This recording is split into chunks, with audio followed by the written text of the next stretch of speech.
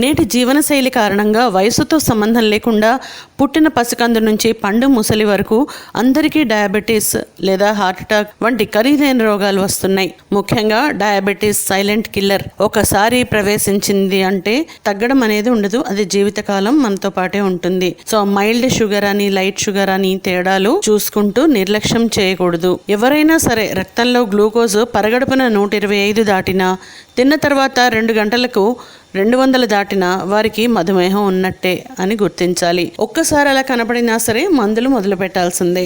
వ్యాయామం నుంచి ఆరోగ్యకరమైన ఆహారం వరకు ప్రతి దానిలో కఠినమైన నియంత్రణ అవసరం.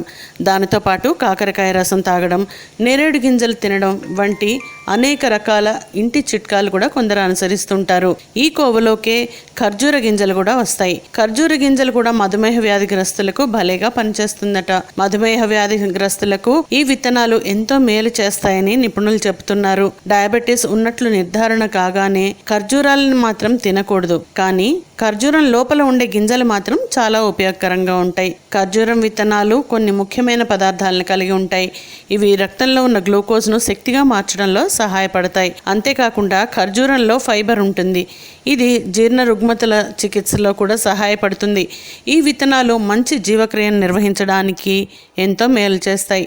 ఖర్జూరంలో ఉండే యాంటీ ఆక్సిడెంట్లు శరీరంలోని ఫ్రీ రాడికల్స్ను బ్యాలెన్స్ చేయడంలో సహాయపడతాయి. అయితే ఖర్జూర గింజలను ఎలా తినాలి అనే విషయంలో కొన్ని నియమాలు ఉన్నాయి. అవేంటో చూద్దాం. ఖర్జూరం తిన్న తర్వాత విత్తనాలను బాగా కడగాలి. ఖర్జూరం గింజలకు అంటకుండా పూర్తిగా కడిగి విత్తనాలను కొన్ని రోజులు ఎండలో పెట్టాలి. ఎండిన గింజలను తీసుకుని ప్యాన్లో కాసేపు వేయించాలి. ఇప్పుడు చల్లబరచడానికి కాసేపు పక్కన పెట్టి చల్లారిన తర్వాత మిక్సీలో గ్రైండ్ చేసి గాలి చొరబడిన డబ్బాలో పెట్టుకొని నిల్వ చేసుకోవాలి. ప్రతిరోజు 1/2 టీ స్పూన్ పొడిని గోరువెచ్చని నీటిలో కలుపుకొని ఆ నీటిని ఖాళీ కడుపుతో తాగాలి. ఇలా చేస్తే 7 రోజుల్లోనే మంచి ఫలితాలను ఇస్తుంది.